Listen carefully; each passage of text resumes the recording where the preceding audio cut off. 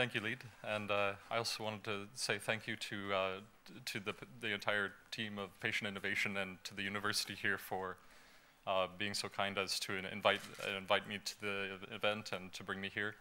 And it's been amazing to hear about all of the different things that have been developed by individuals and the way in which the sharing of information can lead to wonderful things in the future. So I'm very excited by what this platform could mean for the world of patient innovation. So I was involved in the creation of an initial prototype for partial hand prosthesis that can be produced with a 3D printer.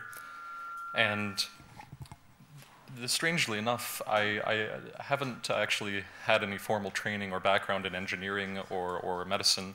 I got involved in this process as a result of initially being a puppeteer and special effects artist. So is the presentation on there? Okay, thank you. Thank you. So my involvement in this was largely due to the strange way in which the internet can work sometimes. As a project for fun, as Lead was talking about, sometimes being involved in something for fun can lead to being involved in something else. But as a project for fun, I had built a large mechanical puppet hand that hooks to the forearm, and I uploaded a video to YouTube. As you can see, this is actually a very crude device. It's it's a prop. It's something that I made as part of a costume that hooks to the forearm and then is activated when the fingers move, which pulls on cables and moves the giant metal hand. So I uploaded that to YouTube and shared it. What ended up happening is I got an email that was very surprising to me, and it then ended up changing my life and then giving me the opportunity to be part of a process with many other people that is now changing other lives. I received an email from a man named Richard Van Os from South Africa who had an accident doing some carpentry where he lost fingers. He had been attempting to build a mechanical prosthesis for himself to replace one of his fingers, the index finger, because that's what he used a lot for activating drills and other tools. And so he just wanted to at least gain that amount of functionality back. And he was looking for anything he could find on the internet for inspiration or that could lead him to a solution for building something at home. He saw my video of this and how it functioned, and he had the idea to maybe, if he and I collaborated over the internet, that we could together design something. And so we decided to go ahead and explore that process. As we started to develop a single finger for him, we shared our progress on social media as we went along. This led to the mother of a child who was born without any fingers on one of his hands contacting us because she saw the single finger and had the thought that perhaps an entire set could be created for someone like her son. We saw no reason why not to pursue that as well. We were two guys in our garages with kind of a crazy idea to try and do something like this, especially since I live in the United States and he's in South Africa, so we were 10,000 miles apart. It was an interesting experience, to say the least. So we began work on a hand for Liam. That's the name of the first little boy. And initially, we built a metal prototype. So this is Liam's first hand.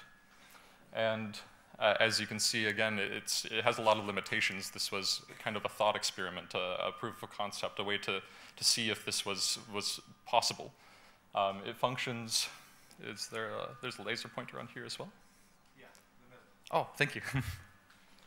So as you can see, there's cables that are connected to the fingers, which then go to a central point and are anchored on the forearm. And there's a hinge here for the wrist, so that when he bends his wrist down, it causes the cables to be pulled, which curls the fingers, and then springs on the back of the fingers after he releases the pressure, causes it to straighten back out. So Liam and his mom and his family, he started to experiment with the device at home, and he learned how to grasp objects with it. And based upon that, she was able to share with us what worked and what didn't, what still needed improvement. It was a first step. And then we realized that this needed to be improved upon based upon her feedback. But the problem is for one, he's growing, so he was going to outgrow this as quickly as he outgrows shoes. The second component of it is that it's a difficult process to make something like this out of aluminum. It's a long process, and the materials cost can get high because you make mistakes when you don't cut something right and have to throw away some aluminum. So a coworker of mine at my day job suggested that we look into 3D printing as a way to lower the cost of components. So we contacted a 3D printing company who was kind enough to donate printers for us to use, and we developed our first printable prototype. So this prototype was a huge leap forward from the previous one because we could iterate, our iterations were faster. We could print something, see if it worked, and then if it didn't, quickly redesign and reprint. With this, he was able to learn how to do things like pick up coins, so that's what he's practicing there. And we realized that with a 3D printed device, it gave us the ability to do something that would be very difficult to do without with producing something through normal tool use. And what it gave us the ability to do was to share this so that people could download it and print it if they had access to a printer. So we did precisely that. We took the design and we uploaded it to a site called Thingiverse with a public domain license, so that it was open source. Anyone was free to use it for any purpose or modify it, and we hoped that they would. And people began to download and experiment with it. So that was very exciting, and people even started to try and build these at home. One of the first people to develop an entirely new version based upon the previous one was actually a designer from the 3D printing company, MakerBot. And he made a snap-together version that could be easily assembled so that people could experiment with this design in a more simple process, that they could quickly start playing around with it and see what they could do to make changes. As time went on, more people in the online community of Thingiverse continued to innovate and change components and experiment with different parts of the system or build other things that could be used in conjunction with it. And around, as this was going on, there was also something else that was very exciting that happened, which was a man named John Scholl from the Rochester Institute of Technology in New York decided to create a Google Plus group as a location for people to organize around this device to either build it for people so that those that had a printer could print it and build it for people that didn't have one, but also as a place for people to share ideas on how this could be improved further. Something very exciting that began to happen is, in addition to people building the devices for each other and people experimenting to improve the device, patients themselves that built a version of the device at home then started to make improvements. There have been a few people that have done this, but I'm just going to share the story of two of them. This is Peter and Peregrine. Peter and Peregrine. They're a father and son from Washington State, where I live. And Peregrine was born without any fingers on his left hand. So they took the design and they immediately started to modify it. Even before they built the first one for Peregrine, they already thought of improvements that could be made to its function and its form that would be better suited to him. Immediately you can see here they elongated the fingers, they changed the shape of them a bit, they changed the shape of the frame and thickened it in certain points. Him being 19, he's far stronger than a younger child, so he needed something more robust to use. And instead of plastic for the fitting around the forearm, they used leather with an adjustable fit, and also a leather plate for him to push against, so that over time it would take the shape of his hand so that it would distribute the pressure more evenly. After that version, they did another one and reprinted. And so here they modified the fingers further by giving them different lengths. They created a different way to anchor the cables. And they also made some other improvements that are harder to see in this image. And on the underside, they experimented with different closures.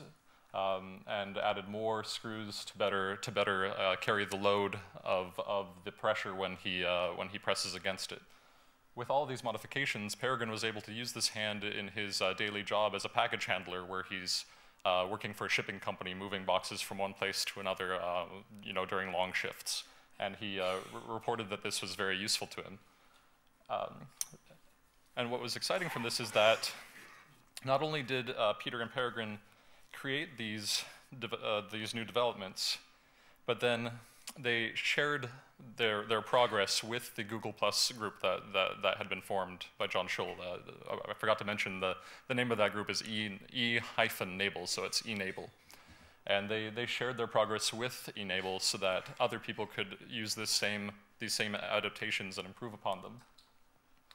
And then Peter and Peregrine were able to come and show me in person how they used the leather and fit it to the body, and thereby help me to better understand what they had done, so that I could help, in turn help to develop different things based upon that.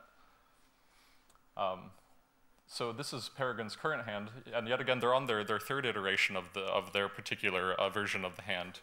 So Peter and Peregrine next created an entirely fused frame. This one is composed of 3 parts, but they redesigned it yet again to make this just one piece so that it would be stronger. So one of the things that was expressed in the Google Plus community, and this is kind of showing how ideas can be passed back and forth between multiple people, is that the tensioning systems up to this point for adjusting the cables, a lot of people had a difficult time getting the length of the cables just right so that all the fingers would close in unison. So that issue and challenge was posed to the Enable community. So we started experimenting with different tensioning systems. This is one that was developed by me that was not so good in the beginning. It was very blocky and large, and used a ratcheting system for the cables. And so, as you can see on this, which is a different version that's being experimented with, it sticks off the edge, so it's not ideally suited to that configuration. One of the other members, who's a non-patient, a educator at a university in the US, he came up with a solution of using some fishing tackle in combination with a screw that he cut to be able to tighten the screw and thereby pull the cable further into this block as a way of adjusting. The challenge there, though, is if you don't have access to tools that make it so you can accurately cut the screw, it would be a difficult thing to achieve. So another member, who happens to also be an educator at a university who volunteers in the group, developed a printable version of a similar concept, but by printing the screws as well, again, the device ended up being a little on the large side. And then we combined these ideas. So I combined the ideas of the 2 other designers and developed this, which has hexagonal pins. So all of this is printable, and then it uses a single machine screw per pin, which can be commonly found in a lot of hardware stores to make the adjustment, and then added this to the current design that Peter and Peregrine had developed as a way of adjusting these cables. Now, this photo here is it's very moving for me, because the person that this particular blue hand is being built for is actually for Liam, the first child, to test out the prototype. And what I see here is it's a very beautiful progression where a mother described a need that she could imagine could help her son with various tasks. And then 2 people were able to develop a starting point, and then a community of people that was comprised of patients, non-patients, educators, healthcare providers, tinkerers, enthusiasts, were all able to combine their efforts to start developing other solutions with input directly from the people that were using the devices. And it's part of what helped to go, in the space of approximately 1 year, from an initial design like this to where we are now, and it can continue on into the future. This is a cycle that can repeat, and one of the things that was wonderful to discover about this was that there are so many individuals that are excited to participate just because of the process, or because they have the desire to help people, but let's say they don't have lots of money to donate to charities, but they want to get involved in some way. And by having a centralized location for people to communicate to do that, there are a lot of people that have. The Enable group now has over 300 members from various places in the world who are all working on this design. And they're also sharing their designs again on Thingiverse. So this is the Talon hand, which is what Peter and Peregrine developed, and they in turn shared it freely so that people could download it. And there will be more and more configurations to come. So this Google Plus community was developed out of a need for a place for people to organize to do this kind of work, but it's not the perfect tool for it. It's a tool that existed that could be repurposed for it. I see patient innovation as being an incredible thing to provide a specific tool for this kind of innovation. And I can only imagine the things that will come as a result of there being that kind of place for people to engage in this work together. So thank you again for having me here today and for the opportunity to share my thoughts. Thank you.